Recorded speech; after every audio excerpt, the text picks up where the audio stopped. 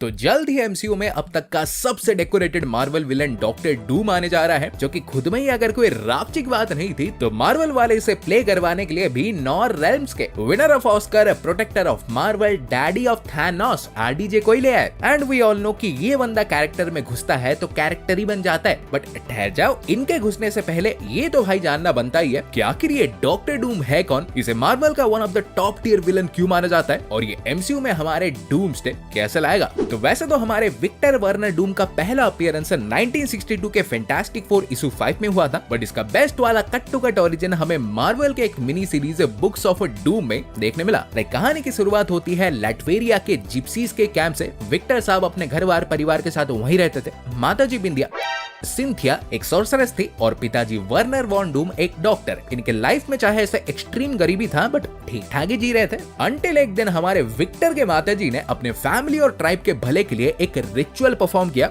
और बुद्धि तो देखो, वो भी सीधा मेफिस्टो से पावर्स पाके अपने लोगों की रक्षा करने के लिए। और थोड़ा ध्यान से सुनना क्योंकि आगे भाई कॉमेडी और ट्रेजेडी दोनों होने वाली है। बिकॉज रिचुअल से हमारे मेफिस्टो समन तो हो गए और उसने पावर्स भी दे दी, बट पावर्स के साथ उसने विक्टर के माँ को पोजेस भी कर लिया और करके भाई आसपास के गांव वालों को खेतों में फसल की तरह साफ कर दिया। और फिर क्या, लोगों ने गुस्से में बाद में आके सिंथिया को ऐसे उड़ा दिया। और आंटी जी ने हमारी मेफिस्टो से डील किया था तो भुगतना तो पड़ेगा। तो सिंथिया के मरने के बाद मेफिस्टो ने उसका सोल भी क्लेम कर दिया। और बाय द वे, ये सोल वाली चीज याद रखना क्योंकि आगे ये विक्टर को डूम बनाने में एक क्रूशियल एलिमेंट होने वाला है। सो विक्टर की माताजी चल बसी, जिसके कुछ टाइम बाद लोगों के हित के लिए उन्हें अपना घर भी छोड़ना पड़ा। और अगर ये भी काफी नहीं था तो उसके जस्ट शॉर्टली विक्टर के पिताजी भी पहली गाड़ी लेकर निकल लिए। बट गलती से भी ऐसे सिंपैथी दे मत देना क्योंकि एक्चुअल स्टोरी अब उसकी यहीं से चालू हुई। इसने अपने लॉस को भाई मौन करने की जगह ये ठान लिया कि जो कुछ भी छीना गया है वापस पाके ही रहूंगा। फिर जीत की तैयारी चालू। इसने अपने माँ की जितनी भी सारी ऐसे ब्लैक आर्ट्स की किताबें थी उनसे मैजिक सीखा और मेफिस्टो से अपने माँ के सोल को फ्री करने में दिन रात लग गया। इसने जो भी हो सके वो किया ही किया, बट बहुत ट्राई के बाद जब मैजिक से काम नहीं हुआ तो फिर इसने कुछ टाइम के लिए मैजिक छोड़ के साइंस का हाथ पकड़ लिया। ये सीधा हमारा न्यूयॉर्क गया। एक टॉप यूनिवर्सिटी ने खुद उसे बुला के स्कॉलरशिप भी दी और बाय द वे वहां पे हमारे रीड और बेन भी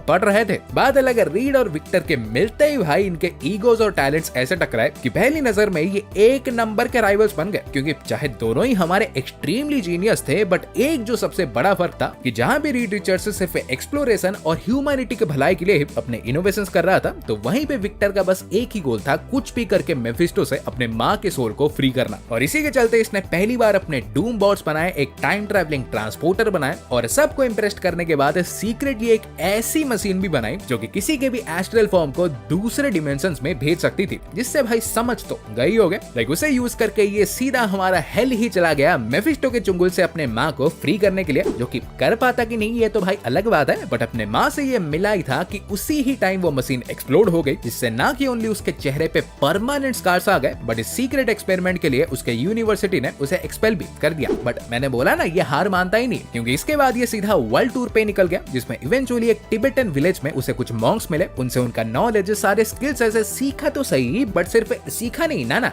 टोटली मास्टर करके उन मॉन्क्स का लीडर ही बन गया। और यहीं से एक तरह से ये अपने विक्टर के साइड को ऐसे दफन करके डॉक्टर डूम बना। इन्हीं मॉन्क से उसने अपना आर्मर बनाया, और वो भी भाई कोई ऐसा वैसा नहीं, वो आर्मर एक तरह से कोई आर्मर नहीं बल्कि उसका सेकंड स्किन ही था। और स्पेशली मेफिस्टो से बचने के लिए उसने आर्मर पे एक एन्चेंटमेंट भी करवा दिया था, जिससे कोई भी डीमंस उसे छू भी ना पाए। तो फिर कॉन्क्वेस्ट चालू। ये वापस हमारा लटवेरिया लौटा, वहां के राजा को ऐसे लात मार के खुद ही रूलर बन गया। और यहीं से चालू हुआ विक्टर का डॉक्टर डूम का आर्क। इसने आगे जाके हमारे Avengers, X-Men, Celestials, you name it, हर किसी को तो लगाई, बट मेनली फैंटास्टिक फोर ही इसके बिगेस्ट वाले एडवर्सरी थे। और ये तो भाई बिल्कुल समझ ही मत लेना कि ये कोई ऐसे अंटर पंटर दूसरे विलन्स की तरह ही फिजिकल पावर या अटैक पहले करता होगा और सोचता बाद में ऐसा होगा, बिल्कुल नहीं। ये टॉप क्लास स्ट्रेटेजिस्ट है और ऑलमोस्ट हर बार अपने अपोनेंट से 5 कदम आगे रहता ही रहता है। तुम सोच के बैठे होगे कि ये तुम्हें पत्थर फेंकेगा, बट ये भाई ऐसा बंदा है कि एक्चुअली टाइम ट्रैवल करके एक हिटमैन को लाके तुम्हारे पीछे खड़ा कर दिया होगा। सो फैंटास्टिक फोर की तो इसने अच्छे से लगाई है। मेंटली, फिजिकली, इंडिविजुअली, कलेक्टिवली कोई तरीका छोड़ता ही नहीं है। बट ये सिर्फ इसके स्कूल का पहला चैप्टर है। आओ पूरा सिलेबस दिखाता हूँ। एक बार भाई वकांडा से लिटरली सारा का सारा वाइब्रेनियम ऐसे हड़पने के लिए इसने वकांडा में हजारों नैनाइट कैमरास ऐसे बिखेर दिए, जिससे ना कि ओनली इसे हर एक वकांडन की इन्फो थी, बट वकांडा के सारे वेपन्स, रिसोर्सेस, सीक्रेट्स, हर चीज का नॉलेज लेके इसने पहले तो उनका वाइब्रेनियम चुराया और उसी से अपना एक फुल प्रूफ सूट भी बना लिया। और ये मैं इसलिए बता रहा हूँ क्योंकि ये हम ऑलरेडी देख चुके हैं कि वकांडा से वाइब्रेनियम का एक तिनका भर भी चुराना कितना मुश्किल है। इसने पूरे देश को लूट लिया। इवन वकांडा छोड़ो, इसने एक बार तो भाई यूनाइटेड नेशंस और लिटरली भाई दुनिया के सारे गवर्नमेंट्स को ऐसे मैनिपुलेट करके पूरे प्लैनेट अर्थ का ही एम्परर बन गया। और बनके भाई जैसे तुम सोच रहे हो वैसा नहीं, बल्कि उल्टा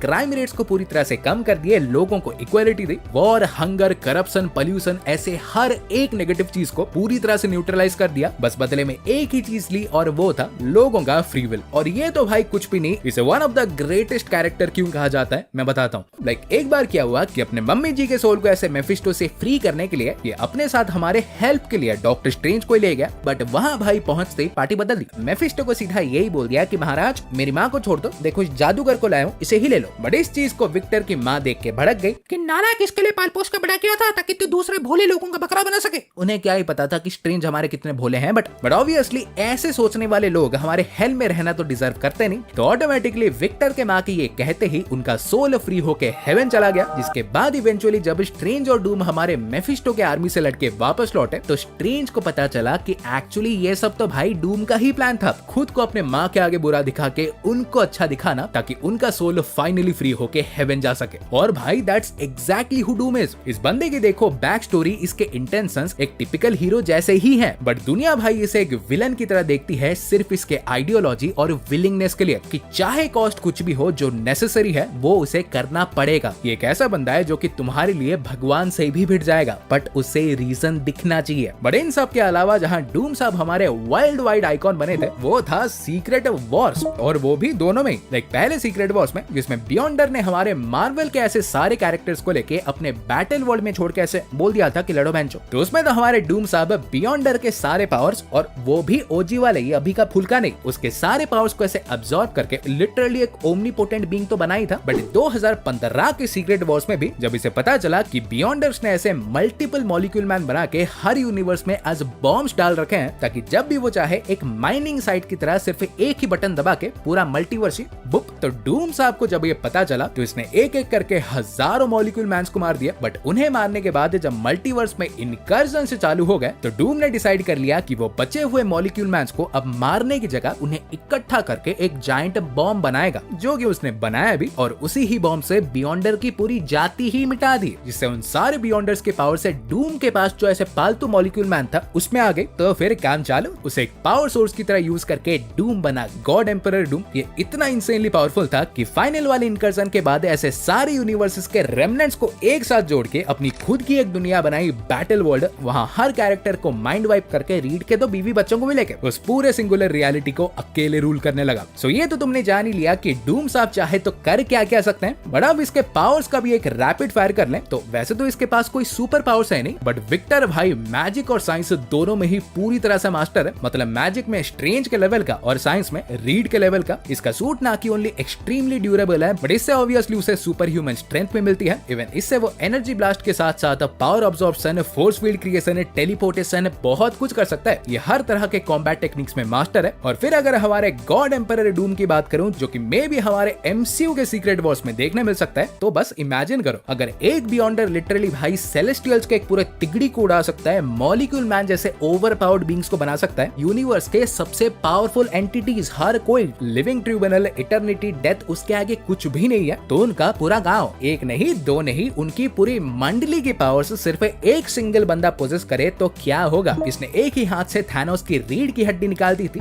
डॉक्टर स्ट्रेंज को डिसइंटीग्रेट करके फीनिक्स फोर्स वाले साइक्लोप्स को हरा दिया, इन्फिनिटी स्टोन्स को तो फोड़ दिया कंचों की तरह। और सोच रहे हो कि इस लेवल के ओवर पावर्ड एंटिटी को एमसीयू में कैसे ला सकते हैं, खासकर जब अब तक हमारे बियॉन्डर या मॉलिक्यूल मैन किसी का भी पता है नहीं। तो आई थिंक अगर कोई दूसरा है जो डूम को उस लेवल की पावर दे सकता है तो वो है लोकी। लाइक स्टार्टिंग में तो देखो ये एक सीधा साधा डॉक्टर डूम ही होगा, फिर उसके पार्लियामेंट ऑफ डूम्स हो या तो मल्टीवर्स के मास्टर्स ऑफ ईवल, कोई एक टीम की मदद से ये अवेंजर्स को हराएगा। बट हराने के बाद डूम्सडे में आई थिंक ये वेरी मच पॉसिबल है कि रवोना या किसी की मदद से लोकी तक पहुंचेगा, जो कि एक तरह से वैसे मॉलिक्यूल मैन की तरह एक जगह ही बैठा हुआ है। तो आइदर ये डॉक्टर डूम उसके पावर्स कंप्लीटली छीन लेगा, या तो भाई लोकी को समहाउ वहां से हटा के खुद ही उसके थ्रोन में बैठ जाएगा, और खाली बैठेगा नहीं, सारे टाइमलाइंस की पावर्स भी अब्सॉर्ब कर लेगा, जिससे वो तो भाई गॉड एम्परर डूम बनेगा ही, बट इससे पूरा मल्टीवर्स भी कोलैप्स हो जाएगा और सीक्रेट वॉर्स में सिंपली इन्हीं पावर से वो अपना बैटल वर्ल्ड बनाएगा। सो डूम की स्टोरी बेसिकली यही थी। तुम्हारे क्या थॉट्स है डॉक्टर डूम के बारे में, लेट मी नो। और वीडियो पसंद आई हो तो लाइक तो देखो जरूर करना, वरना अवेंजर्स ज्वाइन करना है कि नहीं। और ऐसे ही हमारे रावचिकदार कंटेंट पाते रहने के लिए चैनल को सब्सक्राइब कर दो और मैं तुमसे मिलूंगा एक और वीडियो में। सो गाइस तब तक बाय और टेक केयर।